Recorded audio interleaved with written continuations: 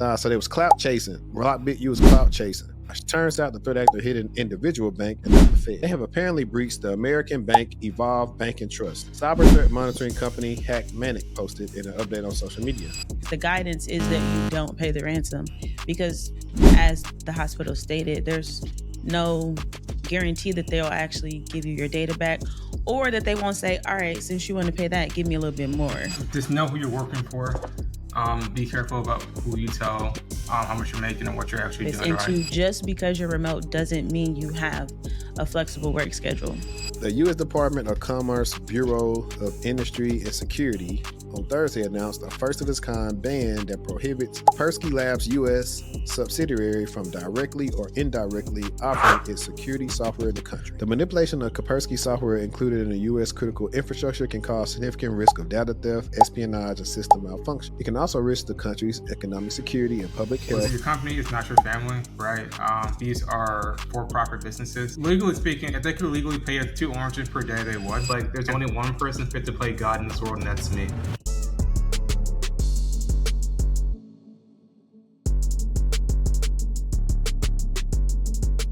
All right, man.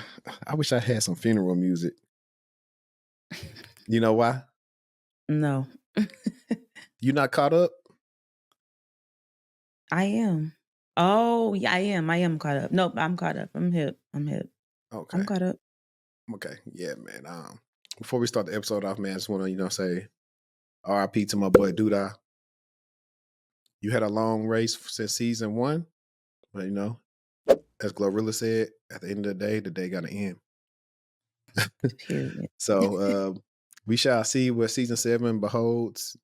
Shout out to my boy. I watch Mark Dark TV a lot, and his nicknames be hilarious. Like for Nook, he always calling Nook if you buck. So he the new Duda now. And that's gonna be crazy. I kind of like how that was a climactic last couple of minutes in the finale that's really gonna have a boiling point in season 7. And I don't even know. Technically, I can see it going past season 7 because it's like, wow, it's a long time. Yeah, and they've been introducing so many new characters, so it's kind of just like I could see them doing a season 8 just because like people may just want to see these new characters get fleshed out. So that's how I feel about that. Y'all already know how I feel about my boy Ghost and Tommy, aka Tariq and Braden. Oh man, like all beef aside, if they let who was it? If it was like Kane be cool with them, they really could be the new Kane and Ghost and Tommy. No, for real. Everybody is giving that energy for those characters for sure. Yeah. Diana gonna be Tariq Tasha. She's definitely Tasha. It stresses me out so bad. But we got to circle back real quick to the Shy, because how did you feel when he came to her house, his baby mama house, and was like, basically like, I did this for y'all? But why he kill him? It's just too much. It's too much. Why he killed Duda, or why he killed Rob? Rob had too much dip on his chip. It just happened so fast. Like, and then him taking his body to his mama house was just so I'm scared of what the next season is gonna have in store. Yeah, he sent the message. Fault, though. What to do was just listen right there, and they would have been all right. But she didn't want to listen. So Kenneth, like, I don't know what they're talking about right now. I really don't. I have no idea whatsoever. We just talking about the Shy, Okay. And I could just throw something random in here that I haven't did in the beginning of an episode, but I think you watch Demon Slayer, don't you, Kenneth? Yeah, I'm caught up with that. Actually, well, not this week's episode yet. I haven't watched it yet, but I didn't read the manga. I just actually I did read it to see what happens at the end because I got tired of it taking so long to come back on. So they are fleshing some stuff out, which is cool. But I like the animation. That's it. I still think it's a highly overrated anime. I think if it wasn't animated so good, people would not care that much about it. It is. I think it's pretty good. I mean, the storyline's like really simple, but the action seems really awesome. Yeah, really simple. We've seen it before. It's very straightforward and towards the point. Shoot, my GOAT episode. I mean, my GOAT manga just came out. What was that, last week? Yeah, Well, Boruto came out, I think, like last week.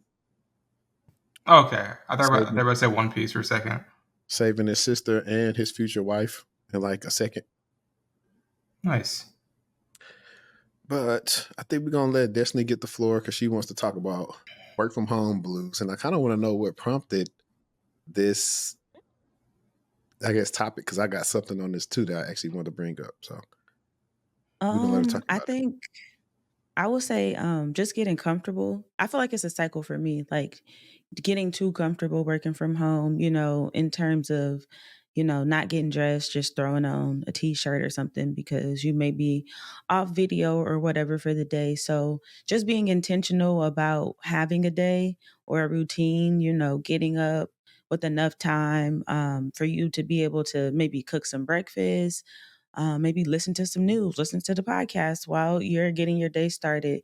A good day for me is going to the gym, coming home, taking a bath, making me a smoothie, checking my emails, maybe listening to some music or some sort of podcast to get my day started. But being intentional about getting dressed. I mean, obviously, I'm not talking high heels, but being intentional about putting your outfit on, even if you're going to be sitting at the computer all day, just so your day feels different and not, you don't really just get caught up in the cycle. I know for me, I just try to be a bit more intentional about that because it does change how you feel throughout your day. Even when you're on lunch, like go outside, get some sunlight. If you're somewhere where it's warm, take a quick 10-minute walk.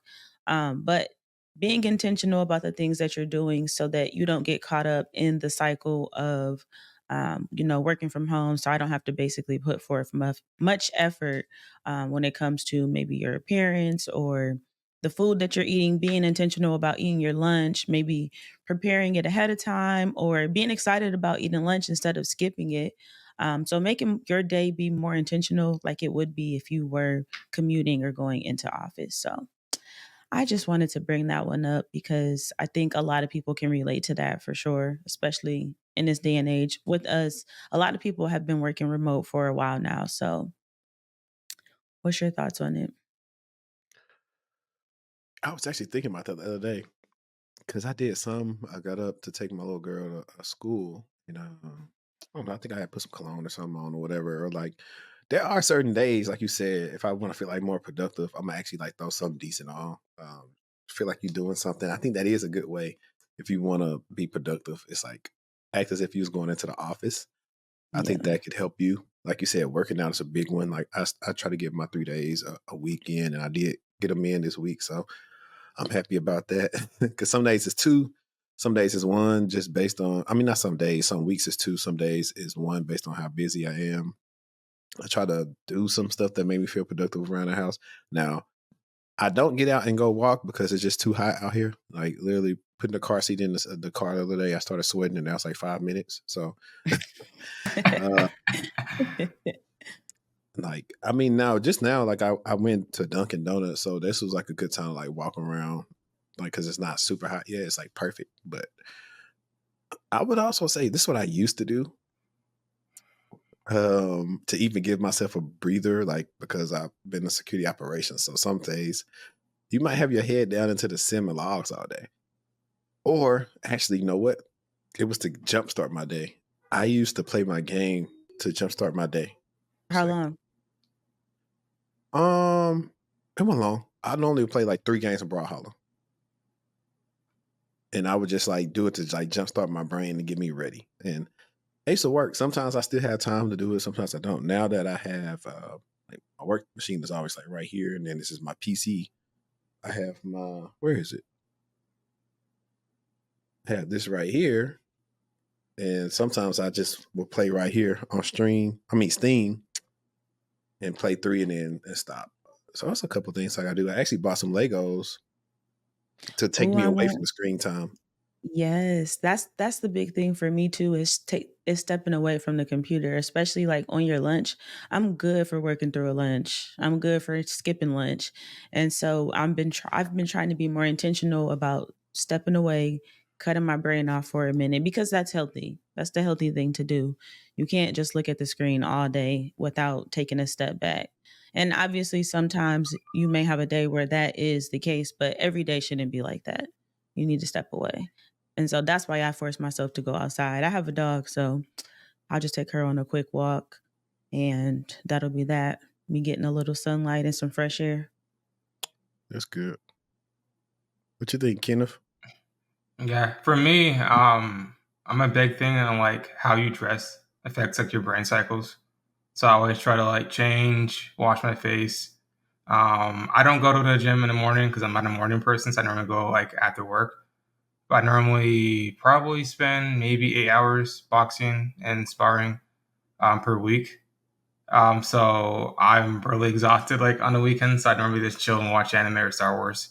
But yeah, I've seen people, especially for like consulting practices for Big Four, and people like will walk through, they'll like work through their lunch or work like at 9 p.m. at night. I'm like, I'm not doing that. Like I have a life outside of this. And people take it really seriously. I'm like, guys, I'm like we're just consultants. Like just chill.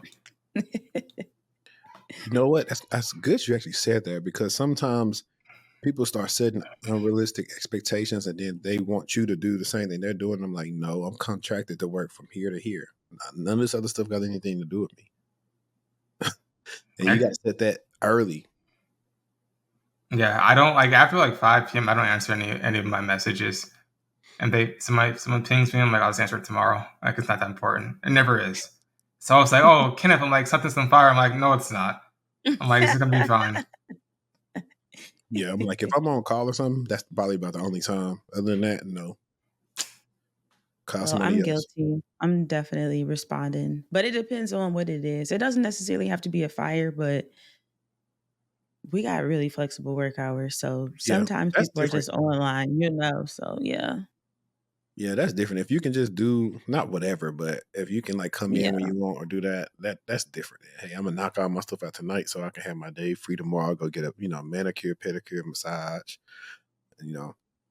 But speaking of that, also the work from home thing, I think is also why some people don't mind going into office with me once or twice a week, just because of getting at the house, feeling like you're doing something. You feel a little bit more purposeful going around other people sometimes and just not being at home.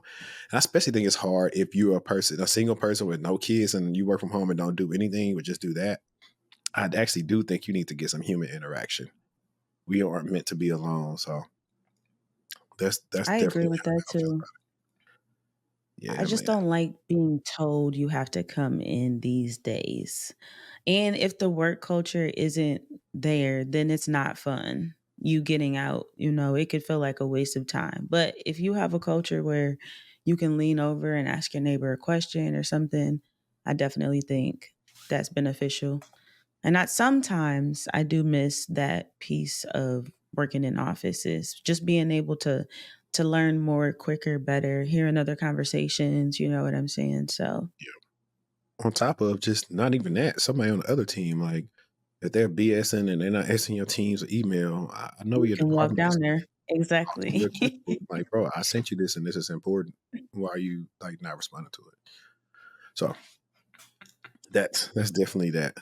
But now, one of the ones that's been going on, I want to say almost 2 weeks now, is CDK Global. And for people who don't know who CDK is, they offer pretty much all the back end stuff that the dealerships do. And let's share this real quick in case you want to read. So select dealerships seeing dealer management systems restored. Let me go to this. So yeah, this was published on the 28th of June. So that's 2 days ago. More than a week after CDK Global shutdown, upend operations for thousands of car dealerships, the software provider said it is in process of restoring various applications. Last week against the company, Cybertext last week against the company prompted CDK to shut down most of its systems, leaving some car dealerships to resort to handwritten forms to continue operations. This reminds me of, what's that when we talked about Ascension, Destiny? Yep. The Yeah. healthcare. Remind me of Yep. Ascension. Remember they had the ransomware where they had the cyber attack and they couldn't use their EHR stuff, so they had to write it by hand to, like, service patients. So this definitely reminds me of that. The company's cloud-based software helps more than 15,000 auto dealerships across North America manage vehicle acquisition, sales, finance, insurance, repairs, and maintenance. CDK is continuing a phased approach to restoring customer software. According to a company statement, it has so far brought 2 small groups of dealers and 1 large publicly traded dealer group live on dealer management system. I'm trying to go through this without trying to bore everybody. Let's go to the details of the attack. Multiple outlets recorded future ransomware analysis. Alan Liska identified a black suit as the hacking group behind the cyber attack on CDK. Recorded Future did not immediately respond to a Friday request for a comment. Black Suit is a newer cyber criminal team that spun off an old Russia-linked hacking group. It's always Russia. According to everybody, it's always Russia. Security Forum recorded Future says the group has breached at least 95 organizations across the globe. Cybercriminals are a growing threat to target car dealerships, with 17% of 175 surveyed dealers experiencing a cyber attack or incident within the past year, up from 15% the year prior. According to a 2023 CDK report, of those dealers, 46% said the cyber attack had a negative financial or operation impact. Okay, I'm not going to read this whole thing. Let me stop sharing. I'll just actually add some tidbits from what I did from the research. So I think when they first initially got attacked, they got attacked again while trying to restore systems, which They put did. CDK, which put them back even more. And then that's those things. It was like, it were a lot of experts saying, hey, I think they're trying to come back online too fast. They have not pretty much gauged the scope of the incident. And that's why in any interview, especially whether most of the time it's for more IR interviews, but you may be accessing a SOC interview, it's very important when you're answering your questions to tell them, hey, we need to scope out the incident, because if you don't, things like this happen. I don't think they scoped it out properly. I think they're probably losing so much money. They're just trying to get online as fast as possible. But if they're not making sure all the threat actors are out or know what threat actors hit them so they can prepare for them again, they'll probably find themselves in the same position. Because who was that kept getting hit over and over again? I know Okta was one. I think LastPass was a company who kept getting hit. By the way, I use Dashlane, so I'm going to send this part to Dashlane. Dashlane, I think I talked to one of the people that's like a CISO or something there. Let's go ahead and sponsor the show. But anyway, that's the thing, is I would rather be coming back on at the perfect time than too fast. So it's kind of like one of those things, I don't mind if you respond slow, just make it be right. Oh, Because for I've dealt sure. with trying to get some information out too fast and not, doing a trust but verify and sending the right stuff out. And persistence is real. And that's the way of the game. That's how they continue to live off the land and live in your environment. Look at you. And also I want to know, what is their account compromise remediation plan, and what procedures they have in place, because a lot of the time that stuff isn't documented. So they know what they should do, but it's not documented. So let's say you were supposed to do it, but you're out of office. So, well, Ken be able to do it if it's 3 a.m. without calling you, you know? So a Right. lot of this stuff isn't even included in the documentation. So I'm just interested to understand why they rushed to get back on, like you said. Like you said, it was probably because they were missing out on money, but now what's going to Right. happen? And you got to look at it like this. A lot of people didn't even know who, before I didn't even know who they were. I think I had seen them on a couple of job, descriptions of job applications. But for the most part, I wasn't too familiar with CDK Global. Mm. So if I'm going to take that method of thought, I would want to believe that they probably said it'll never happen to us. Because I think a lot of companies feel For like, oh, sure. we'll never get breached until you get breached. And so I think that's probably why there's a little bit more lax. I think I saw an incident manager role, matter of fact, for them on LinkedIn. Maybe I can find it and share it here. So I think they're probably going to bring in I think they probably got an external team, but I think they're probably going to bring in some new people. Because one of the problems you'll see in most environments, and everybody probably can attest to this, if you got people that's been there a long time, they are with the status quo. They're not going to question anything. They're going to go with everything. They're just here to get their check. They probably older, they probably close to retiring. But so all the stuff that like could possibly happen to y'all that they're not caring about, like it's gonna take new eyes and a new mind to come in and say, this isn't right, this isn't right. Hey, prime example, like I said, remediation plan is like, if it's 3 in the morning, my team needs to be able to disable AD accounts. I don't need to reach out to this other team who may or not be 24/7. And then it takes us 30 hour 30, 2 hours to disable an account where the threat actor then ran rampant for about 2 hours, all because you didn't answer. Like Did we we need to talk be able to about do that that? instantly. Yeah, go ahead. Did me and you talk about that? I talked about this to someone, can't remember who it was, but there was an incident in like a US company, but the US company was asleep. And so the company that was in India got alerted and they couldn't do anything because they didn't have the access. Like they knew what to do, but they didn't have the proper access to pick up in the 24-hour SOC environment. So it's a lot that goes into it that you really have to be intentional about, especially if you're in a environment like that where you Right. have the backup team not in the US. Because if something happens, like you just said, 2 hours is a long time. That's a Mm-hmm. long time. Yeah. And I can understand why some of them don't have the access.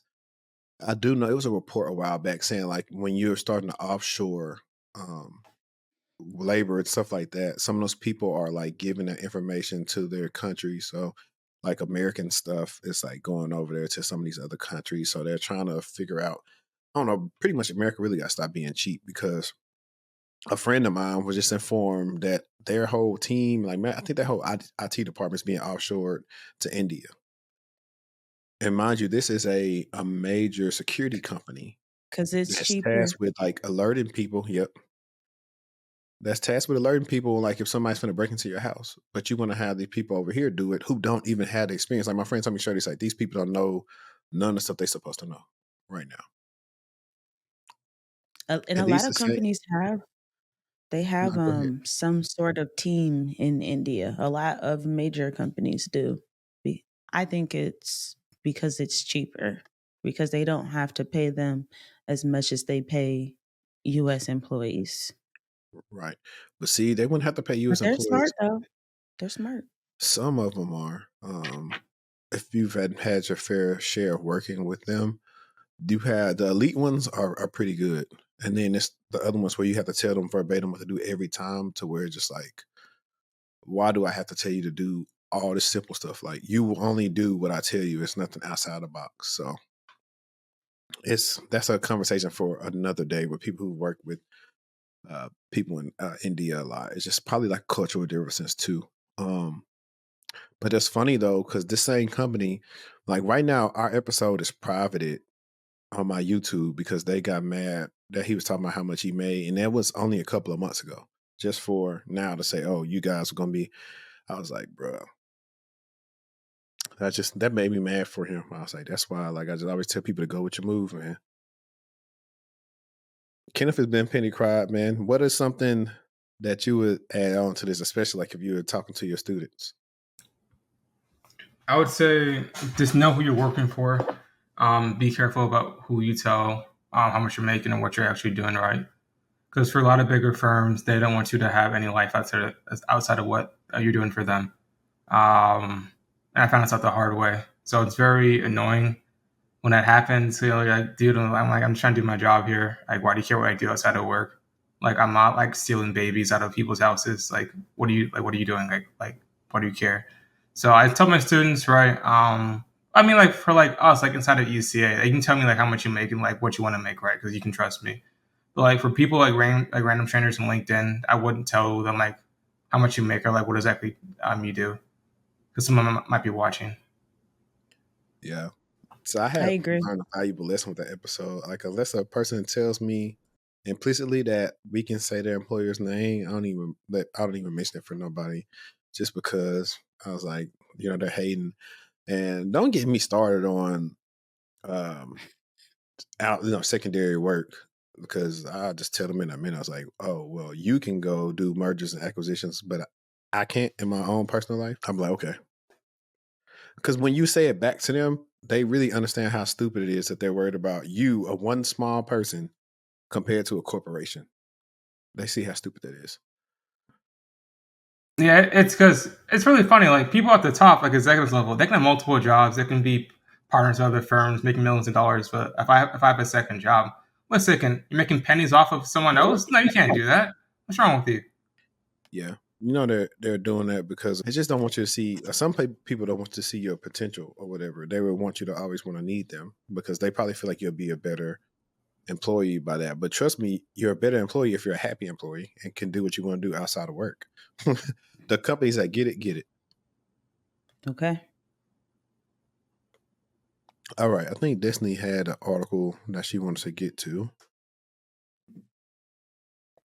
Okay. So Chicago Children's Hospital says 791,000 impacted by ransomware attack. We've been talking a ton about ransomware attacks over the last few months.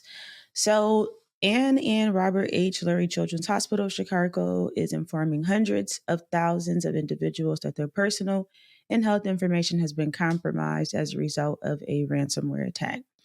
So the hospital took many of its systems offline in late January in response to a cyber attack, which resulted in limited access to medical records, disruptions to a patient portal, and hampered communications. So the investigation revealed that the bad actors had access to the systems between January 26th and January 31st, and a wide range of information was compromised. So we have names, addresses, dates of birth, dates of service, your driver license number, your social security number, email address, phone number, health claim info, medical conditions or diagnosis, medical records, medical treatments, and your prescription information. The hospital did not specify, or excuse me, did not specifically say that it was targeted by a ransomware group, but it did say in a data breach notification on its website that it refused to pay a ransom. So, a spokesperson for the hospital said experts have advised that making a payment to cybercriminals does not guarantee the deletion or retrieval of data that has been taken. Once our investigation team identified an amount of data was impacted by the criminals, we work closely with law enforcement to retrieve the data. So Resida ransomware group took credit for the attack, and has claimed on its website that the data stolen has been sold, which indicates that the ransom has not been paid. It is estimated that they have about 600 gigabytes of data from the organization. So I really wanted to highlight this because I thought it was super interesting that they didn't pay the ransom, because that's not typically what we see lately or what we've been seeing lately. People have been paying the ransom because they need to get the data back. So that was just interesting to me. Still another ransomware case, um, which is insane because they've been running rampant this year. But yeah, I just thought that was interesting because they said we're not paying it because you're not going to finesse us if we pay you and still not give us our data. So we're okay, basically. Yeah. While you were reading that, I just thought about something. You know what they should do? They should What? find individuals who want to be like a part of the find ransomware groups task force. Like I'm guaranteeing most of these people in these ransomware groups can't fight. So instead of trying to like bargain with them, just to go physically put hands on them. Like go find them and slap them and tell them to get your data back. Like just do what they I do in just the movies. I That's just what I would like do. that they were smart. They were smart. I mean, you know, Think about it. Do you think these guys can fight? I don't think they can fight. They got too much time on their I hands. don't they probably can't fight for sure. But I think that it's interesting to see both sides of the lens. We've talked about companies who paid it. They don't explicitly come out and say we've paid it, but the transactions can be traced back to see that they've paid some large amounts around the time that they were compromised. But I think it's interesting and important to also see the other side, because the guidance is that you don't pay the ransom, because as the hospital stated, there's no guarantee that they'll actually give you your data back, or that they won't say, all right, since you want to pay that, give me a little bit more. And Yeah, so, yeah, shakedown. Yeah. Virtual shakedown. Big bro, While you little were bro. while you were talking, an interesting article came through my security news in Slack. It's it says fake IT support sites push malicious PowerShell scripts as Windows fixes. And I wanted to touch on this because we see similar stuff like this all the time in phishing, where it will guide somebody to a site that honestly is not inherently malicious. But what tends to happen sometimes is a malicious threat actor has taken over that website and added like pop-ups to tell you to download something and run like Windows updates and crap, and then that's how they get on your machine. It doesn't stay up for long, so they're smart. They'll do it. They'll get in and get out. Especially they do it to people who got WordPress sites. But let's see. Fake IT support site push malicious PowerShell scripts as Windows fixes. And fake IT support sites promote malicious PowerShell fixes for common Windows error, like I'm not reading long error, but to infect devices with the information stealing malware. First discovered by, I guess that's eCentire threat response. It's true. We're gonna say true, like they got the parentheses. The fake support sites are prompted through YouTube channels that have been compromised and hijacked to add legitimacy to the content creator. Okay. In particular, the threat actors are creating fake videos promoting a fix for the error that millions of Windows users have been dealing with since January. During January 2024 Patch Tuesday, Microsoft released security updates to fix a BitLocker encryption bypass flaw. After installing the update, Windows users worldwide reported receiving this error install failure when attempting to install the update, which would not go away no matter how hard they tried. There were some problems installing updates, but we'll try again later. If you keep seeing this and want to search, okay, I just want to stop right here. And let's just really focus on what they're saying, what the threat actors are putting in this message. There were some problems installing updates, but we'll try again later. If you keep seeing this and want to search the web or contact support for information, this may help. Reads the Windows update error. So look, it turns out the Windows update is playing an incorrect error message as it was supposed to display a CBS_E insufficient disk_space error on systems with Windows recovery environment partition that's too small for the update to install. Let's see, this is long. Let me try to get to some good stuff, y'all, because I don't want y'all snoozing off as I'm reading this. Let's go right here. Fake IT supports promote PowerShell fixes. According to True, threat actors are creating numerous fake IT support sites that are specifically designed to help users with common Windows errors, heavily focusing on, I just got to read it one time, OX800 70643. In June 2024, True observed an intriguing case involving a Vidar Stealer infection initiated through a fake IT support website. Figure 1 explains the eCentire report. Okay. But I wonder how did they fall for this, because I guess it got a lot of views because it was popular. But I would want to see how these people pages look before then. First of all, the message has me dead. This may help. That doesn't even sound legitimate Exactly. at all. It's like that immediately to me. I would be like, what? That doesn't even sound right. That's We'll like try Microsoft again ain't split their later. For piece. an update? No. No. This may help. No. For me, no. The It's gonna be infection no. began when victims performed a web search for solutions to a Windows Update error code. The researchers found 2 fake IT support sites promoted on YouTube, named pretty much BS stuff. People just do the domains when you know they're malicious. By writing this article, Bleeping Computer found additional sites at, like the other videos eCentire found for the PC Helper Wizard typo sites. Bleeping Computer also found YouTube videos for the fix guide sites. These sites all offer fixes that either require you to copy and run a PowerShell script or import the contents of a Windows registry file. Regardless of which solution is used, a PowerShell script will be executed that downloads malware on the device. So as soon as you open the command line, copy the following commands and paste it, right click. Yeah. That's just pretty much like this is in line with like sock ghoulish and all the other crap that you'll see online. This PowerShell script contains a base64 encoded script that will connect to a remote server to download another PowerShell script. which installs the Vidar information stealing malware on a device. When the script is finished, it will display a message that the fix was successful and it restart the computer, which will also launch the malware. The fix guide site does it a bit differently, using an obfuscated that word always get me. And it's funny because I was in that Black IT group at Facebook, and the dude was talking about he went through an interview and he messed up on saying obfuscated, and he said he think that's one of the reasons why they didn't hire him.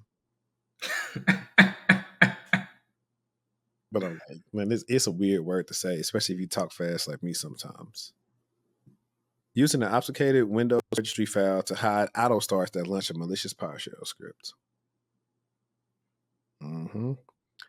However, when I extracted the strings from the above file, you can see that it contains a valid registry file that adds a Windows auto start run once entry that runs a PowerShell script.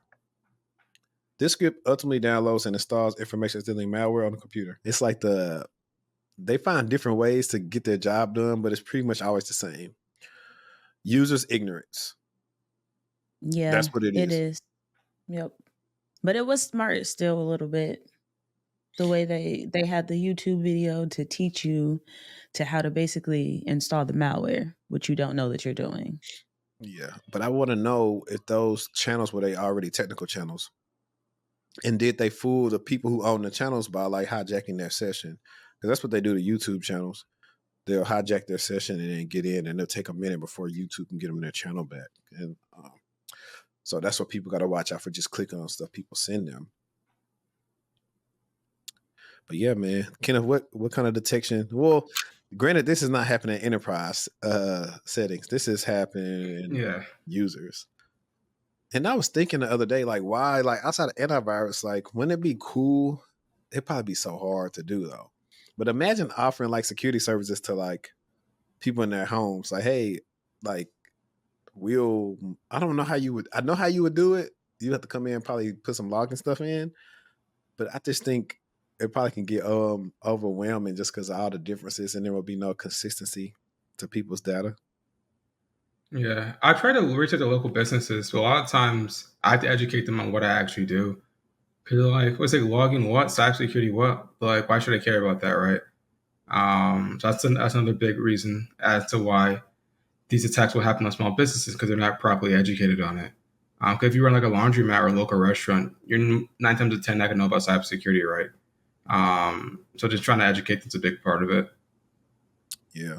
Well, the first thing they could do is just get malware bites. That's what I would tell them to do. Malware bites the goat, especially for home computers, whether it's on my Mac or my Windows. It's always catching something. Now, a bit of fun stuff to talk about is we will call this recruiter etiquette. Let's call this recruiter etiquette. And let's share this. Because I like arguing with people who think they just, bees knees. All right, so shout out to my girl Shanae. Let me zoom in here. So she's like, hey y'all, I talk a lot about boundary setting.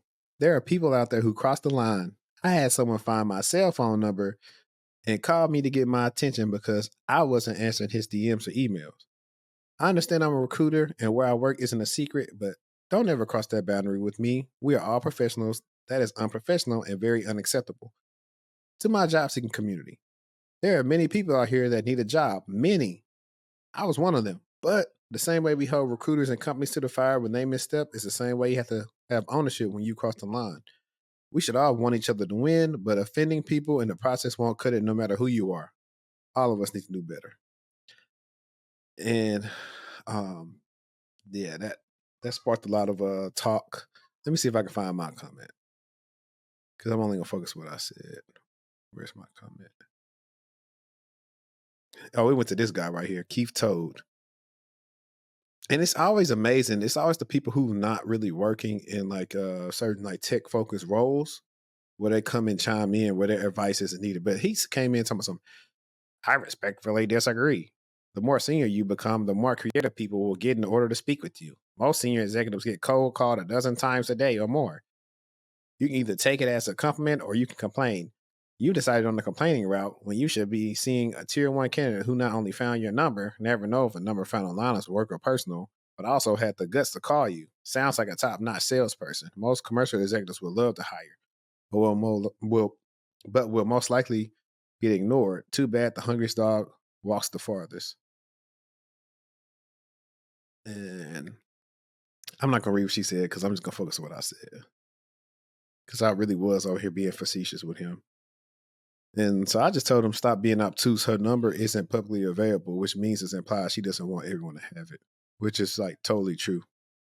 I don't care nothing about that sales stuff. And most of the time, telemarketers, we know they're not supposed to. They're getting their information and from like the people we have our cell phone service through with. But most of the time, if I'm getting cold called or emailed, it's like probably like through a work email or just or whatever. Like I'm rarely kind of getting a lot of that stuff to my phone. Perhaps she shouldn't list it publicly if she doesn't want to be called. Better yet, if she responded to the person's emails and DMs, there wouldn't be the need to call. So initially I had messed up and put her number is publicly available. So I had to go back and edit it to say isn't. However, this was still stupid because it's like emails and DMs. I don't know if he's ever been a recruiter because they're always getting slammed with emails and DMs. They can't respond to everybody.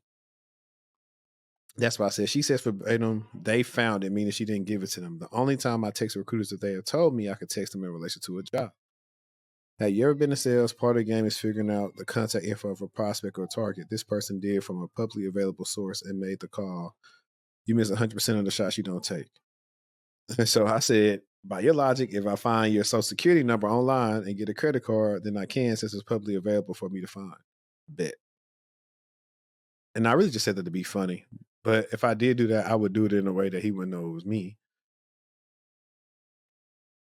And I just thought like he just kept on going on because he wanted to be like willfully ignorant. But I just want to tell people as a person who shows my students how to get recruiters' attention, I never have suggested, hey, contact them on their personal number. Because that is a boundary. Like most of the time, if recruiters give me a number of contact, it's like the work phone that they use for work. It's not their personal number. 2, they tell me, hey, if you need to reach me, you can email me, you can call me here or text me here, and I'll get back to you. I'll respond. That's what they typically tell me or anybody that has common sense. So that person definitely is probably not getting a job. And one of the reasons why they probably didn't get the emails or DMs to answer, they probably weren't qualified either. So I was like, to go to that extreme is fine. If you're going to try to do something like that, at least ask somebody that's connected to them. It's like, hey, I see that you're friends with so-and-so. Could you tell her, hey, I found that personal number and I want to ask her about this job, yada, yada, yada. And then they'll probably reply back and say no. But at least you went through trying to do a legitimate way to contact her versus just taking it to your own hands and making yourself look bad. Like, I get it. Y'all want to find a job, but do it in the parameters of the right way. This is not sales. Don't listen to him. He has white privilege. I'm sorry if you hear this, but he has white privilege, and that's why he thinks like stupid like that.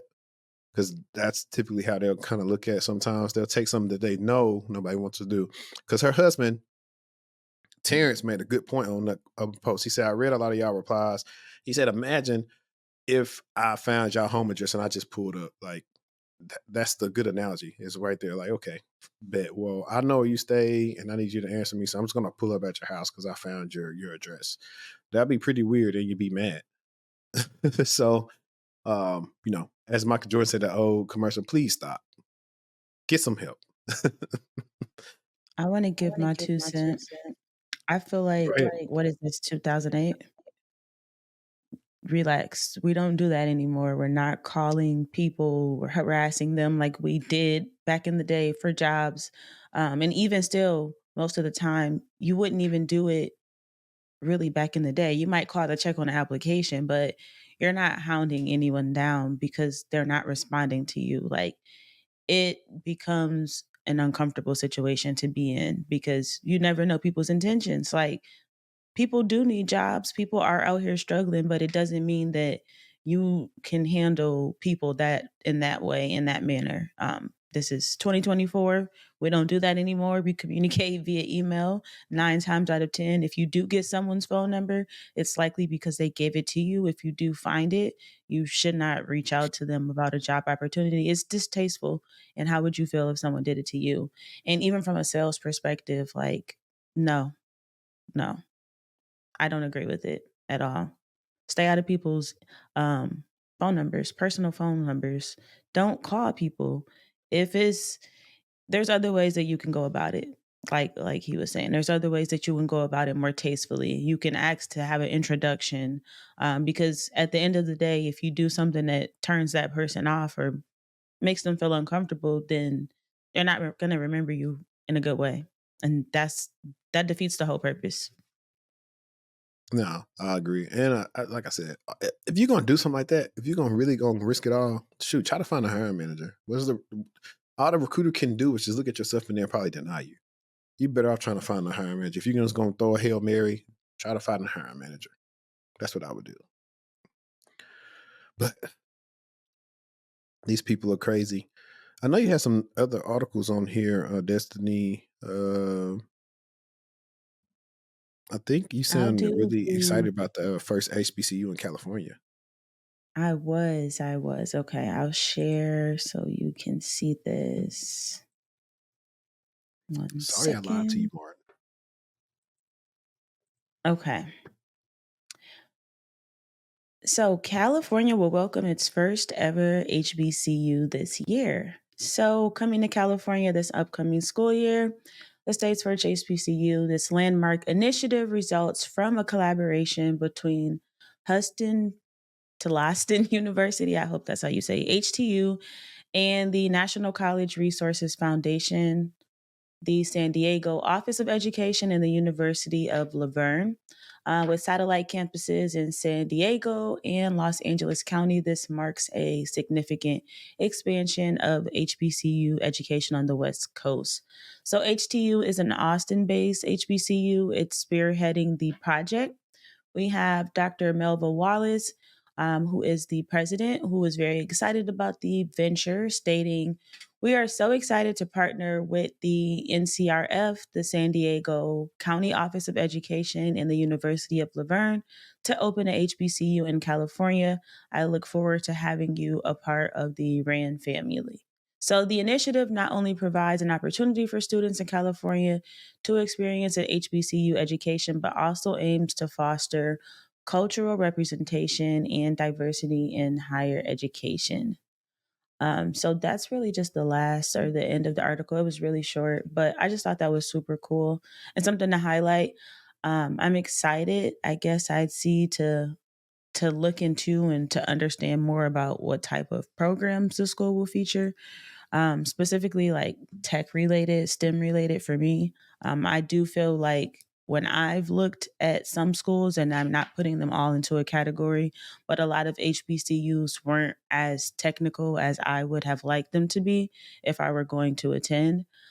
So excited to see what comes of that. And with California being so STEMmy, I'm I'm just curious as to if they will have more STEM related degrees at the school. So yeah, fun little article. When you said STEMmy, I thought about stimulus checks. What do you think though? What's your thoughts? I don't think it's cool. I never knew that they didn't have any, but now when I really think about it, you see most HBCUs are either in the South or more so East Coast South type stuff, Atlanta and Carolina, and I don't. Are there any past like the Carolinas or something? Do we have any in the New Yorks and Philadelphia and stuff like that? I think we got one in Philly, right? Don't get me lying. Look, by the way, guys, I went to PWI, I so went to a I'm not PWI even twice. qualified to talk Same. about HBCUs. But to be fair, I didn't. All I knew about was Gremlin and Southern, so I did dual enrollment with those while I was in school. So And I technically, I'm haven't. really Graham fam. Technically, I'm Graham fam because I had one class at Gremlin. So So Yeah. I only looked at a few when I was applying to get my master's, just being open, and they just weren't giving me what I needed. yeah, I think So it's a shout out resource to the thing. graduates from them though. Yeah. Yeah, I've met Ken, some what do you people that's think? like they're doing some good stuff in the world where they came from. I think it's just a resource thing for them. I think they would love to get some of the students, but that was what episode was that? I was talking to somebody, and we were talking about some of the things that the HBCUs a lot. They got Howard and DC, and yeah, so they got some like past certain areas. But anyway, um, they don't even have a lot of them don't have the money to even send you the things to reach out to you to want you to be interested. Like back in my day, it was like sending a mail to the house of the kid in high school Mm-hmm. and say, "Hey, look, we know you're about to graduate. Come check us out." Like it was always Baylor, LSU, and all these other schools sending stuff trying to get you to come to their school. So, but I was smart then. I was like, I ain't finna pay all that money to go to no LSU. So I went to USF, so it's like an international school, which I thought was pretty cool. So it's like really diverse. I met a lot of different people that normally I wouldn't have met with my upbringing. I grew up in like the backwoods of Florida, so you're like white or Mexican basically. Um, so that was really cool from my experience. But I think it's a really good idea. There's not a lot of HBCUs out on the West Coast, so I think we give people that look like us an opportunity to experience our culture more at colleges. I'm just so childish, bro. When you said us, I just started thinking about not like us, and then it's an old man that's been doing a parody of not like us. Uh, he's acting like talking like if Drake dad this Kendrick, and I had to send it to you after this, but they put the lyrics and audio to when Jimmy Early performed on Dreamgirls. Yeah. They put it to that, and Yeah. I'm like dead because that's definitely the energy he was giving Jimmy Early. Talking about you a rapper, young whippersnapper. I got gout in my pinky toe. That's all that go on through my head. All right, a little bit of that comedic relief.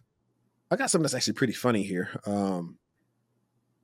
So last week, LockBit claimed that they had information from the Federal Reserve Bank, but here's the kicker: LockBit said that hey, we're gonna release this information unless we're paid $50,000.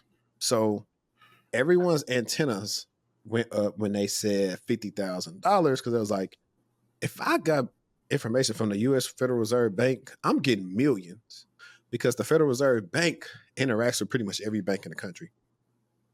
They help process transactions, so they have data on pretty much everybody. So that was a red flag. Bless you. Sneeze got to me, but so that was a big red flag.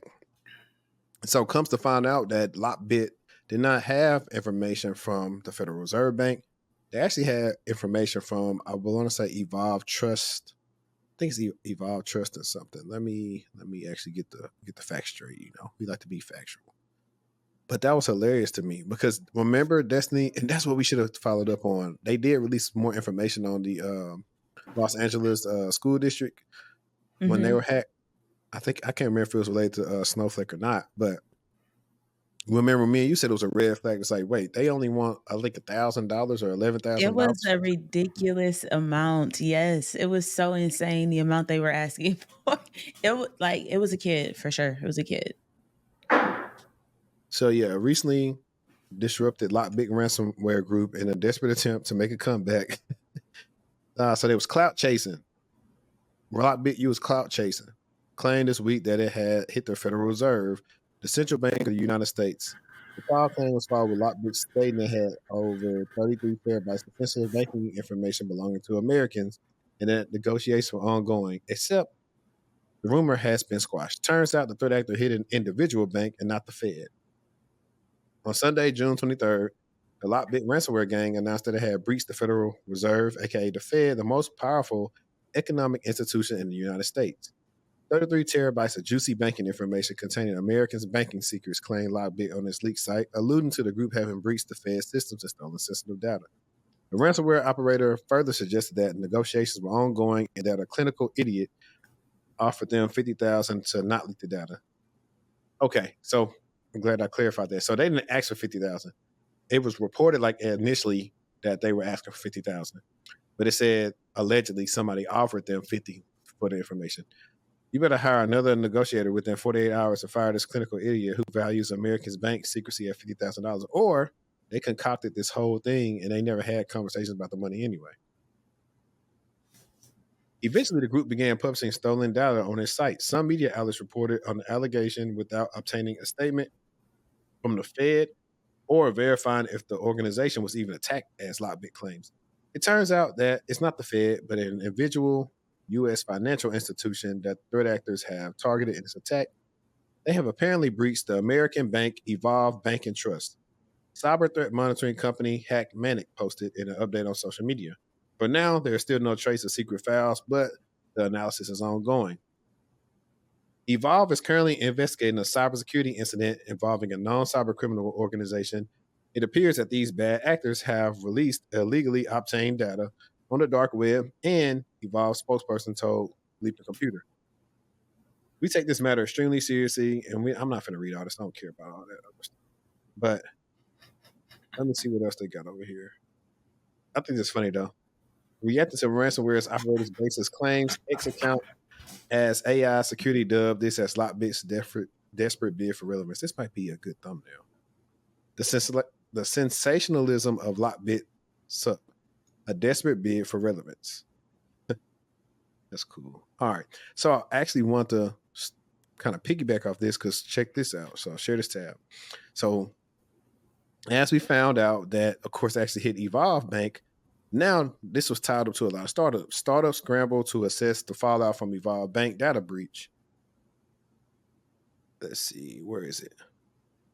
Evolve lists a series of companies on its site as partners that rely on the banking giant to offer some of their financial and lending services. To understand the impact of Evolve breach on these companies, TechCrunch reached out to Affirm, Airwallex, Alloy, Bun, Branch, Dave, Ernie, Margetta, MasterCard, Melio, Mercury, PrizePool, Step, Stripe, TigerPay, and Visa.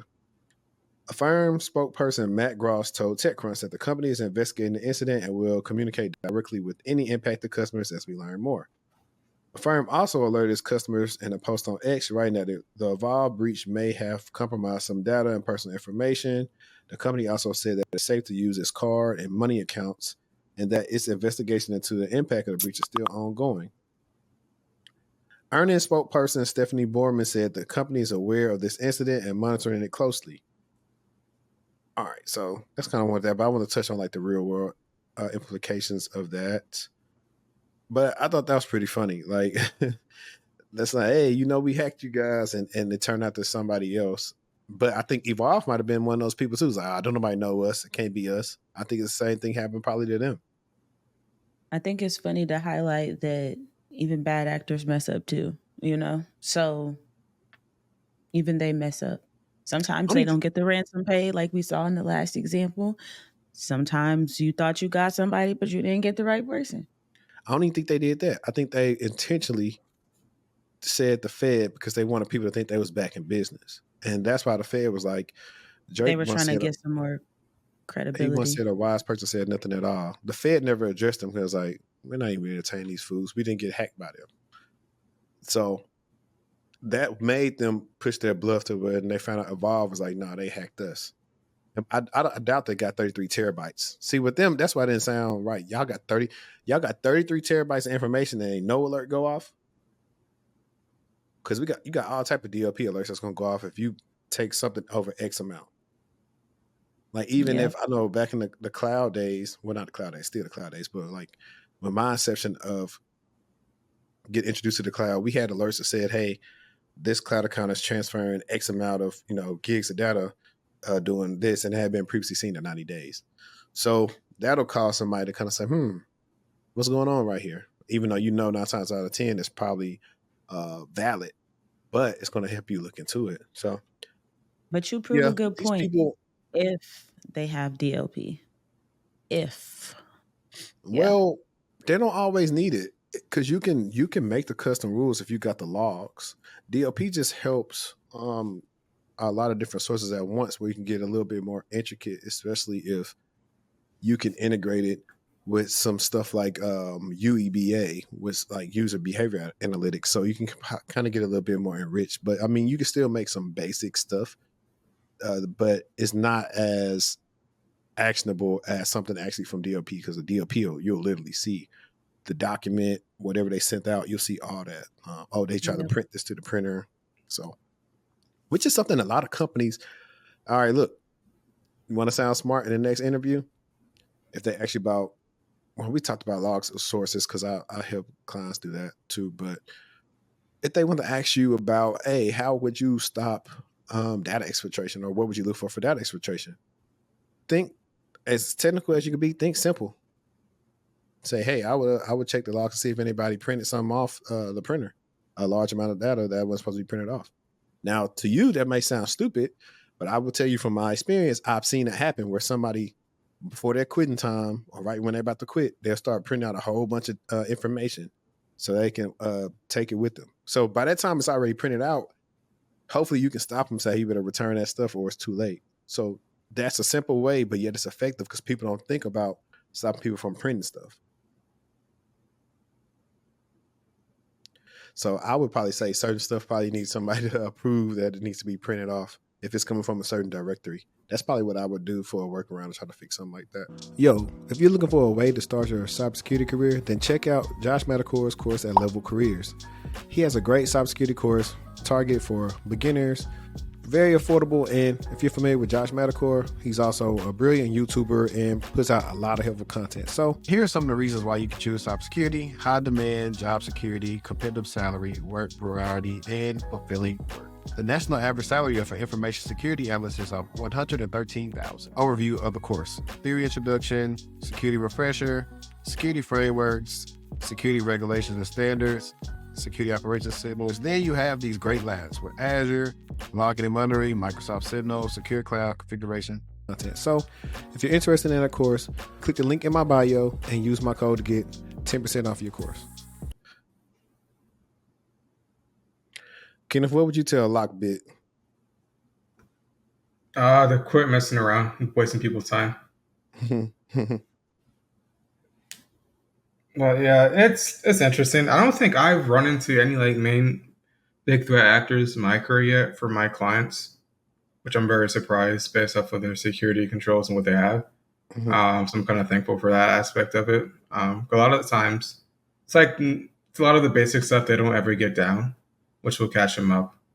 So trying to get those fundamentals down are important. It's just going back to protect the soft skills aspect of being good in cybersecurity, being able to translate that cyber talk into actual business language is super important. I agree. Destiny, how about you cover the Dell? Is that a video or is that an article? Okay. I think I was over here thinking about which one to talk about. Team Viewer was definitely one, or we can talk about the U.S. ban of Kapersky. I think Kapersky's a hot topic right now for sure. Yeah. Let's talk about that one briefly. Because I used to see it all the time. You know, they try to bundle it with new computers and stuff, and I'm just like, really? I think it's important to highlight like what a ban means. Like, Kapersky better run for their life. The U.S. Department of Commerce Bureau of Industry and Security on Thursday announced a first-of-its-kind ban that prohibits Kapersky Labs' U.S. subsidiary from directly or indirectly offering its security software in the country. Y'all ever heard the song by Chief Keef Finito? I have. That's what this means for Kapersky. The blockade also extends to the cybersecurity company's affiliates, subsidiaries, and parent companies. The department said adding the action is based on the fact that its operations in the U.S. posed a national security risk. News of the ban was first reported by Reuters. And it's funny because I was reading through the articles last night, and I believe they used to have some type of Fed contracts or government contracts, whatever, in 2019 or something like that. They already X'd them out then because it's like, nah, y'all too close to Russia selling intelligence. So yeah, we're gonna do away with y'all. I think it's about to come right here. The company's continued operation in the United States. I think we read that already. Let's see. Where is it? The manipulation of Kapersky software included in the U.S. critical infrastructure can cause significant risk of data theft, espionage, and system malfunction. It can also risk the country's economic security and public health, resulting in the injuries of loss of life. As part of the ban, Kapersky will be barred from selling its software to American consumers and businesses starting on July 20th. However, the company can still provide software and antivirus signature updates to existing customers until September 29th. I don't even see this going over well for current customers. I think they should just cut bait now, because who's to say they won't just mess up their signatures on the back end, so you start getting your stuff infected. Exactly. Who's to say that? Let's see. It's also urging current individuals and business customers to find suitable replacements within a 100-day time period, so as to ensure that there are no gaps in security protections. That said, it's worth noting that they can continue to use the products they should choose to do so.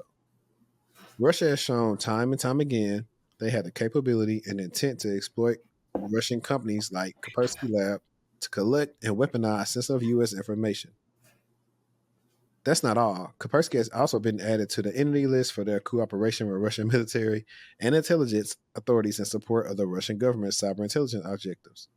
The Moscow headquartered firm, which served over 400 million customers and 240,000 corporate clients across 200 companies, including Piaggio, Volkswagen Group, Retail Spain, and the Qatar Olympic Committee, has long been in the crosshairs of the U.S. government oversight of Russia. Yeah, actually, so it was 2017. In September 2017, its products were banned from being used in the federal network, citing national security concerns.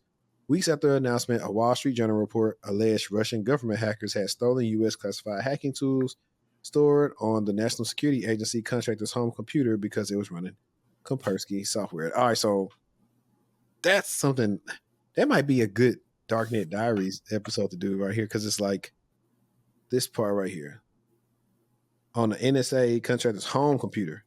But why was classified information on the home On computer? his home computer. Thank you. And you work for the NSA. So Okay, Hillary. I feel like that person was a scapegoat. Something else happened, because it's like he should have been in trouble anyway. For all I know, he sold the stuff to them. But keep on. The New York Times reported days later that Israeli officials notified the U.S. of espionage operations after they hacked into Kapersky's network in 2015. So is this why they be riding for Israel so hard? You scratch my back, I scratch yours. The company responded saying they came across the code in 2014 when its antivirus software flagged a 7-zip file as malicious on a US-based computer. The tool, later attributed to the Equation Group, was deleted and no third party saw the code. The company said at the time, following internal investigation, Equation Group is the name assigned by Kapersky to a hacking crew with suspected ties to NSA's Taylor Access operation. All right, this is a long article. Nearly 5 years later, Kapersky was added to the FCC covered list of companies that pose an unacceptable risk to national security of the country. Germany and Canada have enacted similar restrictions in recent years. Responding to the latest move from the U.S. government, Kaspersky said the Commerce Department made its decision based on current geopolitical climate and theoretical concerns. All right. That's, it's always, like I said, it's always Russia, but that's almost, that's 7 years ago. The thing happened in 2017, really 10 years with whatever happened in 2014 with the hacking. So I'm surprised they didn't ban them sooner, just because this ties into what I was talking about earlier with the offshore workers. It's like, what risk you run with having major people that come from countries that you've been beefed out with for years have a presence in your country. You know what comes with that territory. That's like, we know what happens when we see Dre on the TV screen, aka Charles. It's never going to end well. At this point, Dre is going to be a reference point for Russia. He's Russia no matter where he goes.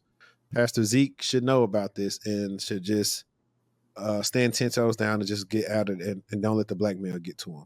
I know people are like, what are you talking about? But just in general, this statement, you should have stood 10 toes down and not let Kapersky really, like, they should just been got him up out of there. Like, they're not even that good. I don't even know who still was using them anyway. There's so many different alternatives that you can use. Defender has gotten better on the home networks. Like I said, you can use Malwarebytes. You got Hitman Pro. You got Bitdefender. Which ones you use, Kenneth? I know there's some ones I'm missing. I use McAfee. Wow, he uses McAfee. They're not even really even in business anymore. They I built used it it. since I've been in college, basically. So it's been it's been almost 10 years. I'm getting old. Their building is vacant. So I mean, hey. But yeah, that's kind of what I think about it. I think that Kapersky was doing a lot. They got a lot of dip on their chip.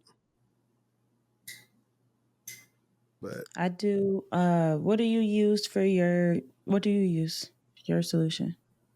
for me, Mm-hmm. Malwarebytes. Oh, duh. You did just And say then I that. use Hitman Pro to catch anything that Malwarebytes possibly didn't catch. Because like similar to like most like enterprise environments, you may have CrowdStrike containing them, so they're working in hand to catch something that the other one possibly didn't catch. I use WebRoot, but I'm gonna look into Malwarebytes. Hey, I be keeping up with Jody's her YouTube. I mean not her YouTube, her Instagram and stuff. She reminds me of Jody's cool. a friend that I had. They don't look alike, but they remind me of each other. Like she like probably like super cool to hang around and stuff. All right, we should be good to go now. Let's try. You guys, the employees voted and the employees won. Dell's employees rejected returning to office. So Dell has 120,000 employees. 60,000 of them voted they would not come into the office. They'd rather work from home. And the stipulations were you won't be able to get promoted, you won't get a raise, you won't have any inter-office mobility. And if that's what you want, you'll stay remote. But if you want all of those other things, you have to return to the office. And 60,000 of them said, you know what? Thanks, but no thanks. And they gave a big F you to Dell. So this is what's happening in corporate America when it comes to employees versus employers. And employees are looking for work-life balance. They're looking for not having, commutes, and they are very happily doing their work from home. Now, what happens on the other side is that there will be complete stagnation when it comes to promotion, career progression, and it will adversely affect more women than men in this case. Unfortunately, that's what the data is showing. We will see, how this all turns out, probably with a bit more data and a bit more time. But this is what's happening. Dell, I mean, I know you wanted everybody to come back to work. You have a very large workforce, and part of your deal was you were going to thin the herd by telling everybody, hey, if you don't come into the office, you're out. But then 60,000 of your workers voted to stay remote. So, lesson learned on the employer side. What do you guys think? This is your elite recruiter doing the research for you so you don't have to. Like and follow for more content. I'm going to keep bringing it to you. You guys. All right. I think the beautiful thing about this situation with Dell was I think it just highlights the power that we have as a collective group. When we want something, I mean, no one, of course, wants to not get promoted or, things like that will affect their pay or them just being able to level up at a company. But it does go to show like how powerful we are if we come together and we stand for something. Secondly, why do you want them to come back into office still? Like, what is in office for them that they need to come back so bad that you said, all right, come in or no promotions? And then thirdly, in my head, how long is that going to be going on for? Is it just for a year? Or like, is this like, what is it? I need more details around how long this is supposed to be in place because it can't be indefinitely. That doesn't make sense. Yeah. But So those are I my have thoughts. a lot of stuff to add to this. Yeah, I got a lot of stuff to add to this. Well, number one, I see both sides. Eric and I reacted to an article. What was it last year? And it was about how New York City was losing so much money for people working remote, and it's honestly really not Dale caring where the people are. But when these companies come into these cities, their pitch is, "Hey, we're going to boost these businesses around you by X amount because all these people with these high paying jobs will be coming to stay here, be coming to eat lunch here, shop here, yada, yada, yada. Well, when those people are not in office, the economy, the stuff drips down. Like, so that's pretty much what's happening with a lot of places. They built like these nice campuses, but over 2020, a lot of people built their lives around working remotely. So they don't care about the promotion because, hey, if I was staying in Austin, but you say, you know what, I'm gonna move to somewhere outside of here. I'm moving to Katy, Texas, or I'm moving wherever.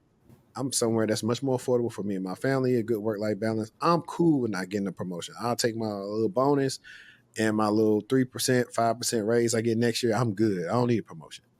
So I think a lot of people are doing that. Like, okay, and like I just move somewhere that's cheaper, which a lot of people are doing. So I think that's one way of it. Now, here's the flip side. If you are young and ambitious, no family, shoot, go into the office, get that promotion, rack your money up. So now you can start applying to those positions later on because you had a promotion of doing something just basically off the default that people didn't want to come into the office. So I see both sides. Like I said earlier, I do see a benefit of like, hey, maybe one day in office per whatever, a quarter or a month or something, or a week if you can.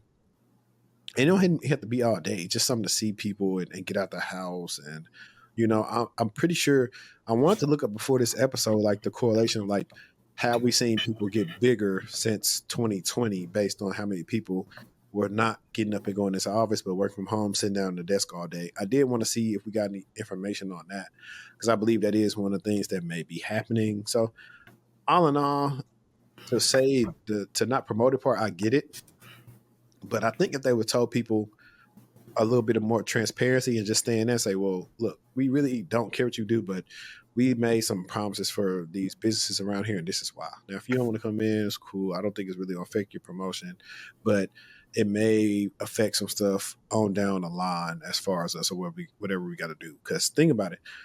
You see businesses over here abandoned. Like, matter of fact, it's not the same thing, but yesterday, got out the house and went to Frisco Square thinking I was finna get some of my favorite nachos in the area at Cheetos. Pull up, Zelly's with me. We walk into the door. I yank on it. I see it's a notice on the door. Hey, Cheetos has been locked out. They have not paid their rent. And I was like, so I was like, when more people used to be in offices and working all around these different places, these places didn't have to worry about making rent because people were always around. So I'm finna just go so-and-so to get something to eat. But when they work from home, you can't do that. So I like the transparency piece behind it, but it's not my fault you made these promises to these places. No, I agree. But I think what some of the people might say was like, hey, well, you probably would never have the job anyway had you not initially been working in the office because we told them we was going to do this here. So I see both. I see both sides of it. I just think if as long as they be balanced, whatever, or you can just lean into like some companies, they know they don't have the biggest name. They don't make the most money. So what they'll do is they'll just lean into remote work. Like, hey, you know what? We're not as big as some of these other tech companies, but we fully remote. Like, come work with us. So you could just lean into that. And that's what happens if companies are really staunch when you come back into the office. People say, okay, I'll show you. And they'll go somewhere else. They don't want them to. So don't overplay your hand. Talk to the people and ask them like, or let them know like why you want to come into the office.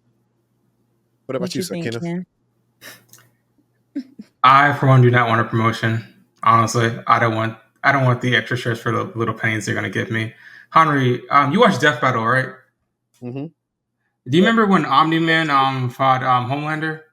I did not watch that one. Like, I watch it, but I don't watch it religiously because I'm subscribed to it on my other channel. So I'm normally on my main YouTube channel on YouTube. So I'm not subscribed to that one.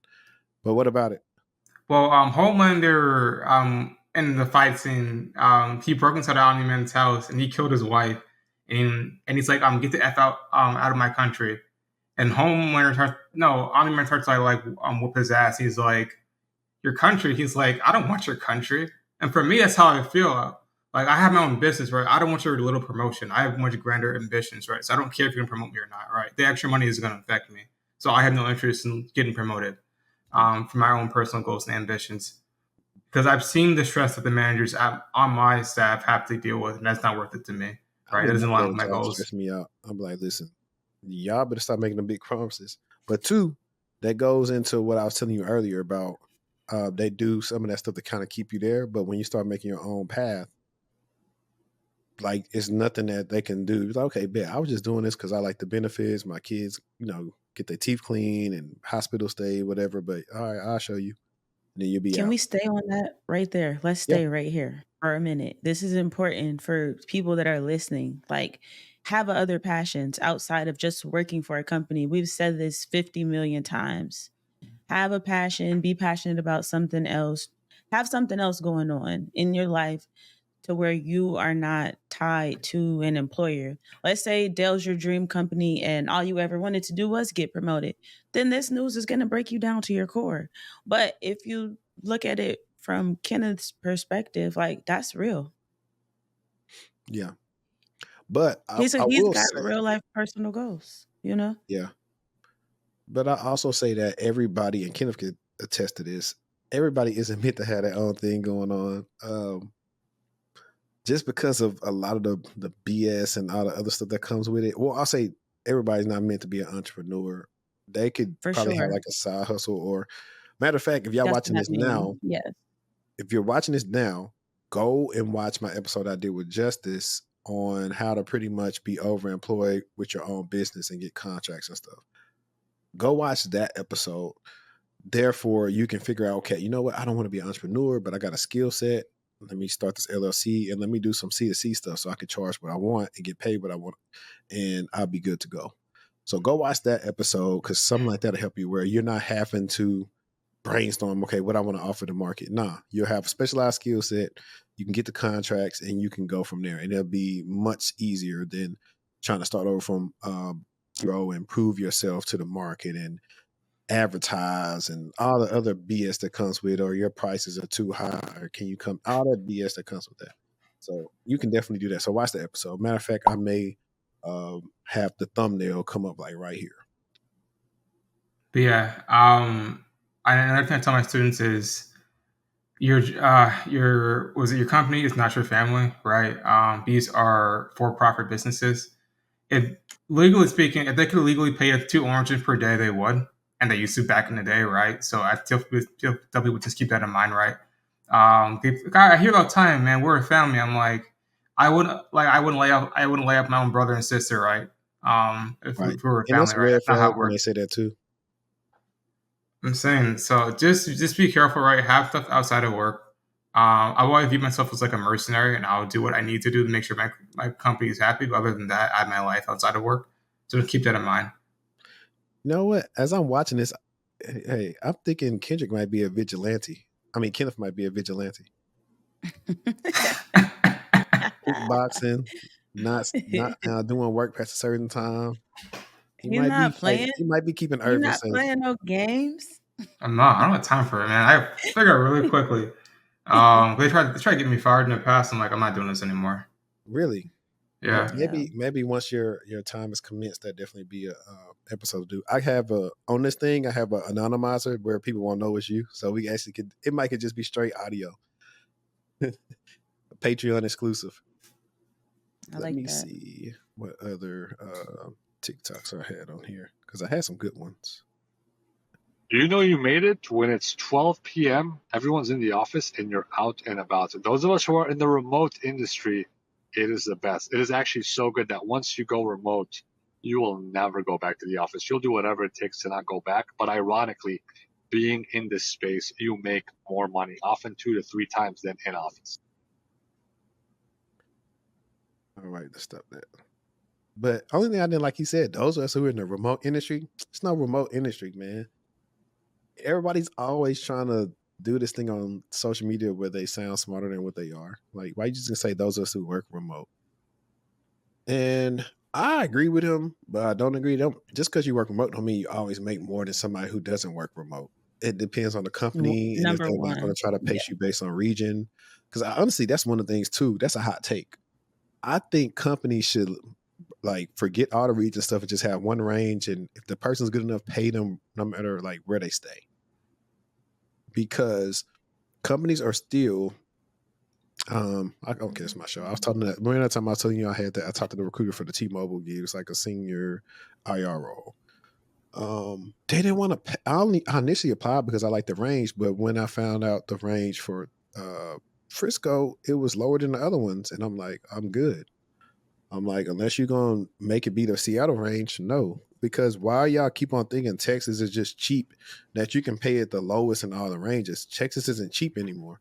So I've told recruiters, I was like, y'all need to go do some market research. It's not cheap out here anymore. This I told them, I said this probably would have worked back in 2019, 2020. But this price, for the level of talent y'all need, especially how y'all get breached, that's not gonna cut it. And Especially that how y'all get breached is funny. I didn't say that to him, but I was thinking it. On top of that particular role, wanted people to be in the office like 4 days a week. So it's like, how are you gonna pay not enough money to have somebody come in, 4 days a week? I want to That was talk about the that's what video. serious. I What happened? also agree with you in him saying like everybody who's remote isn't making more money than people who are in office. And two, just because you're remote doesn't mean you have a flexible work schedule. So you could be remote and be glued to the phone, to the chair, to the desk for 4 hours until they tell you to take a break. So just because you're remote doesn't mean your job is flexible. So that's the truth of the matter. You could have a remote job, but you can still feel like you're in office because you're still on a schedule. And Right. most jobs are still on, like, you're expected to work from here to here, take your break here, take your lunch here, typically. So that's the truth of the matter with working remote. Remote comes in different flavors, different sizes. Yeah. And I could probably show you how to mitigate that about looking busier than what you are, just sign up for group coaching. But in all seriousness, no, I used to do that like on the VDI stuff. The companies had the VDI. You could, if it was on your computer, I mean, you definitely could use a mouse jiggler on your own computer and have it like just spinning, like you're doing work. But I know when I was a lead, I didn't have to do a lot of queue work, so it was more so escalation. So I knew my schedule for my meetings and all this other stuff. So I did have a little bit more flexibility, like to go work out, or if I need to go to the doctor, get a haircut, or go get a massage real quick. Like I could do that stuff, but it was in the parameters of my role, and I did really good work. So they were never concerned about what I'm doing because like he's gonna pull through every single time. So you can't get to that point. So there are companies to where like you just got your deliverables and you get them out of there and you're good to go. Like that's perfect for you. But then other companies, like you said, they're trying to see how many tickets you did, where you at, why you didn't respond to this message. Sometimes you're like, I'd just be better off in the office. Or Yeah, Kendrick. sometimes I mean, like I keep on saying call you Kendrick, Kenneth. I don't know. I think I keep on thinking about like Kung Fu Kenny and like other stuff, and then your name start with a K. And I think because like for all the last couple of months, all this been is like Kendrick and Drake, and your name start with a K. So you just happen to be Kendrick today. So, but yeah, it seems like you got a lot on your mind about some of these topics. Yeah, He's trying to be PC until he's made his great escape. I know that look. Yeah, I don't know. It's very normal when companies try to do that, right? Because I've gotten to a point I'm very good at my job. I know what I need to do. I know what my teammates need. And I just tell them, hey, if you need me at all on any of these calls, just let me know. Because I'm not going to hop on the 30 calls we have, right? It doesn't make any sense. I'm there to do my job. But you guys need me for a certain call or a certain time, bro, just let me know and I'll help you out, right? And I get left alone for the most part. I make sure my client's happy, my team's happy, and my team doesn't mind, basically. It's just certain higher ups that don't like it. Right. Let me do this comedic relief before we go into the next TikTok because I want to laugh at this. I know whoever got it. I said when you apply to a job using Workday and Workday. Man, can he go on? Please, please get him out of here. You ain't even qualified, Queen. I've never seen somebody who could turn Queen to be a derogatory statement. He was so sassy for sure. He wasn't sassy. I think, but you got to think about it. That whole show was supposed to be fake. I'm not gonna lie though, some of the women on there be gassed up, or either they told them to act because I was like, y'all should be happy somebody looking your way. I think it's. Do you know you made it? It depends on the episode. It depends on the episode. Let me see, because I think let me see if this is it. Corporate 101, post-grad. Please. This is my boy Kevin White right here. He's going to come on the show soon. I need to actually... he's in Chicago. I actually want to visit Chicago. It'll be cool to take a freaking podcast trip and record in Chicago. Chicago's nice. Go in the summer. Because I'm definitely trying to go to Smokies. Barbecue. I'll just be funny seeing if I see Emmett them there. See Emmett and Alicia. Oh, we do more than talk. Hey, wow. All right, let's get to it. Corporate 101, post-grad. Please understand, just because you get your master's or your PhD without any experience does not mean companies want to hire you. Companies right now in this job market are cutting costs. They understand that if you have your master's degree or your PhD, you're more expensive. You want more money, and they don't want you. As I was approaching my graduation in college, my mom asked me, she said, aren't you going to get your MBA, get your master's in business? I was like, for what? I don't have any experience. We thought about it. She was like, well, yeah, you're right. What's the point of getting a master's degree and you don't know shit? Majority of people get their master's degrees to get more money. Don't let anybody fool you or tell you anything differently. Companies know that as well. If you finish your undergrad at 22, you get your master's and you complete that by 24, 25, and I have to pick a candidate. You're asking for $100,000 and the undergrad is asking for 60. I'm gonna take that 60K. Just because you start stacking degrees and stacking post-grad degrees does not mean a company wants to hire you. Please be cognizant before you get into more debt and take on further education, because in this job market, companies do not care. They're finding the cheaper option, especially if you have no experience yet. Does that make sense? He ate down. Yeah, my boy Kevin ate. And that was spurred by... So there was this other, like, Twitter always had a stuff, and I can't find... I'm mad she deleted the post because I was going to use it as a topic, but it was a chick talking about she had a master's, I think it was in security or whatever, and she pretty much been on the help desk for 4 years.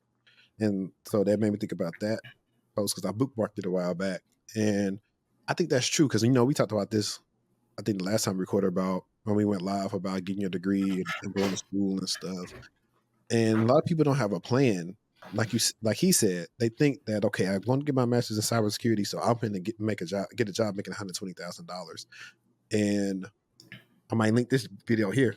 A year or two ago, I reacted to this. It wasn't Forbes. I forgot who's the article, who's the company that did this article. But it was saying these people that get these master's degrees were making $200,000 in cybersecurity. And I kind of pointed out the nuances in the argument. It was like from Berkeley's cybersecurity program, and most of these, like, it's on the West Coast, and then most of the companies that they were working there were on the West Coast. I was like, so that's why they may be getting these higher salaries. And the article, I think, was paid for and endorsed by Berkeley. So I was like, I kind of saw that. But for everybody else, if you don't have a lot of experience, do not try to live up to people who are the anomaly. The exceptions do not make the rule. So you do need to focus on maybe getting some experience, or get some experience while you're getting a master's. Like, that's what I was doing. Like, I was in my first cyber job while getting a master's, but my master's wasn't even in like cyber.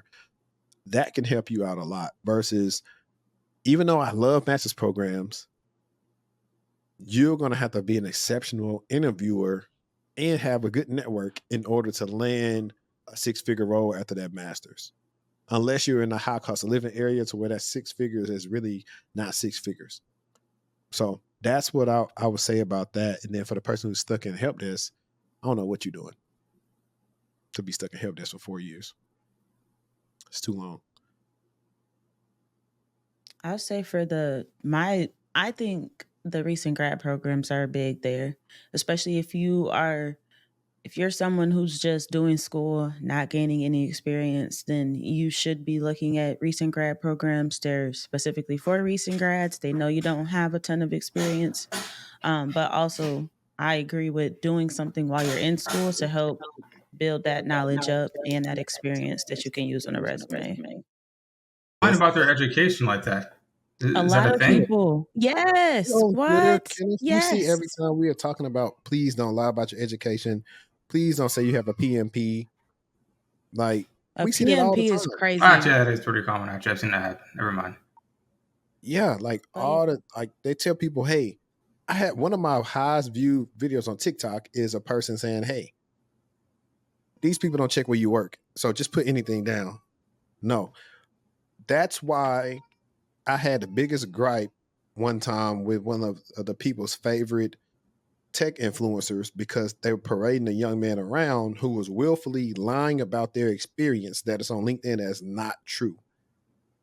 And I was saying, hey, if this person cared anything about you, he would not be parading you around like this. Because if you get in by lying, if some of y'all young, but on the Wayans Bros, RP to John Witherspoon, him and the boys would say this. If something that nobody's supposed to know, he'll say, shh, don't tell nobody. Don't tell nobody if you got in like that. And I was upset about that too. I didn't message even the young man because people will say like you're hating when you're trying to tell them, hey, no, this don't make sense. Because when they were parading this guy around, they were saying, hey, they are making, I forgot, $200,000 as senior DevOps or something after like a year or something like that. I saw that. Yeah. Exactly. But it's like, yo, LinkedIn say 5 years. So which one is it? And they was like, oh, well, don't look at his LinkedIn, listen to us. I was like, do you know how stupid that sounds? And it wasn't even out of hate. I'm always genuinely concerned about either my clients or stuff like that. So I'm always telling them to do so. Like, if we have to finesse something, it's because it's literally what we have to do because, like, there's nothing else working. And when we finesse something, it's a little bit of finessing. It's not a really big embellishment. And that's what I don't like when this stuff is out here, because to them, oh, embellish, lie about this. Oh, hey, yeah, it's true. And you know what? Hey, comment, get in tech, and I'm going to send you the link to this boot camp because it's all about getting my affiliates and my money from them. So you can get the tech like this and not think about the long-term effects of what happens after that. Because if them people do find out, hey, we did your background check, you didn't work here, you don't have a degree, you out of here. Yeah, you wasted all that time. You done got your hopes up thinking it was going to be something. And this is an industry where you have to have integrity, period. It's really that simple. You have to have integrity in this industry. And doing things like that, we talked about this 50 million times. Don't lie on your resume.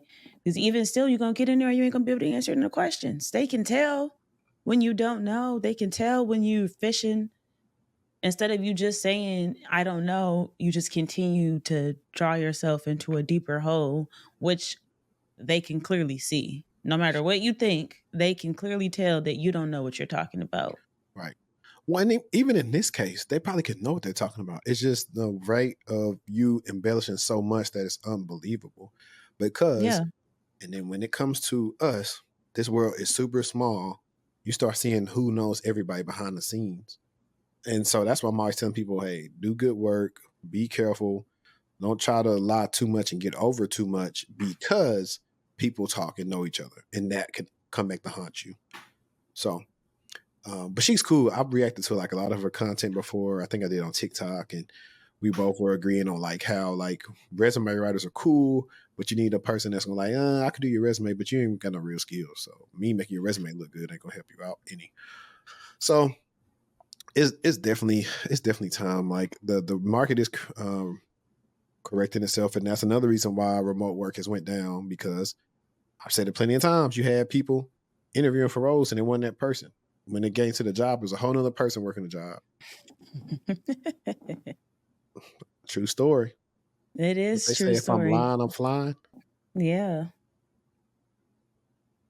So yeah, man, that's pretty much it though on today's episode. Eventually, we're gonna get it together where we try to do this thing weekly. Try. Keyword is try. Everybody's pretty busy. Destiny's been having a hot girl summer, so it's been hard to record all the time. But our special guest Kenneth was here. Y'all guys probably saw him 2 weeks ago on live stream with me where we talked about Splunk. Speaking of, the video, it's like doing very well, by the way. It is. Yeah, so talking about Splunk, I actually got to cut it up too. I haven't got a chance to cut it up to like the segments and stuff that we did, so I'll do that. I got a lot of free time coming up pretty soon. But yeah, anything you guys want to say before we lead the audience? We got to drop a favorite quote or quote in your head from a movie. Oh yeah, we'll let Kenneth go first. Favorite quote, favorite anime quote. We'll let you go first. I'm from the spot. I don't have one on the top of my head.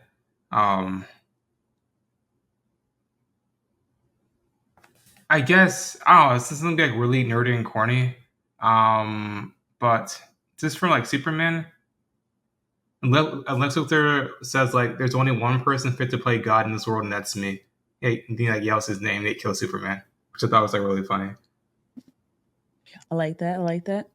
I've been on my biopic tip lately, so mine's going to be from The Temptations when our favorite was like, "Ain't nobody coming to see you, Otis." That's just been in my head. Just anytime somebody say something, that's my comeback. "Ain't nobody coming to see you, Otis." So if you haven't seen The Temptations, watch it. It's a classic. And yeah, that's my quote of the day. That made me think about, I know we talked about the Jacksons before. And I don't remember if we talked about the time they was all supposed to be getting into the limo to go somewhere. And Randy is dancing. And Joe says, "Get in the car." And Randy spins around again. He says, "Baby." And then get in the car. I don't know why I like that part, but I love that part. Because he was feeling himself. He knew he looked good. You couldn't tell him nothing. Exactly. Whatever song he was singing. He was walking out like that. Yes, he Terrence was Howard's in that getting movie too. He was getting it. What my boy say? I don't know. I can go down this rabbit hole because I've been watching a lot of shows. I started Fargo. I think it's gonna be one of the ones that pick up slow. Do you like it so far? I'm indifferent. I got to keep watching it. I feel like it's like what Ray Donovan is. Like if I tell a person to watch Ray Donovan, I tell them, hey, it's gonna take probably 1 to 4 episodes for it to really pick up because it's building out the story from season 1. So I'll give it time. I think it's probably good. The fact it got so many seasons. So I actually just finished Wayward Pines, which is garbage. Wayward Pines is garbage. And it'd be a show that they would never make centered around Black people. I'm just going to say that too. Hunger Games and The Maze Runner and freaking all them type of shows would never be made about Black people. I mean, they all look like they're Abercrombie and Finch models. They're all like unnaturally attractive. I'm like, I don't get it. Like, how's that possible? Wait, did y'all watch Your Honor? Did you watch Your Honor? Your Honor? Yeah, I'm waiting for season 3. It's over. Huh? Wait, there's only 2 seasons. They're not gonna do season 3? No, it's done. Ain't that insane? They might come done. back. Like, because I know Suits season 9 is coming up to Netflix. No, they're allegedly like there won't be another season. They probably won't, because Showtime had the issue where they moved up to Paramount Plus, so they're trying to figure out what they're keeping. And Your Honor wasn't that popular per se on Showtime, but that's what the feedback was. Yeah, yep. But with it being on Netflix, it may get popular enough that they redo it, because I think that's what's going to happen. And since you brought up Your Honor, that made me like, I used to go around the house saying, "I'm Eugene Jones. I'm Eugene Jones. I'm Eugene Jones." You gotta chill. Giselle be getting mad at me for saying that I'm Eugene Jones, but that part used to be like, it's not funny to me, but like it's just like different stuff. And I was just like, it's crazy that Your Honor is set in New Orleans, Louisiana, which is probably one of the most crooked states like in the country, especially when it comes to politics and how many people that we got down there in jail, they ain't do nothing. Yeah. But what did I leave the people? I forgot I left them with that Chris Tucker one last time. But yeah, this is my boat, the SS Minnow Johnson. I think I'm gonna go watch Rush Hour today. But yeah, guys, I appreciate y'all for rocking with us. Tune in to like the last episode, the one with Sandra. My Patreon people, I got another exclusive episode that will be on Patreon, probably coming up pretty soon. I don't know when I'm releasing on YouTube, but it's another heavy hitter in the YouTube game, so you definitely want to be on the Patreon. But until next time, we out. Peace. See ya.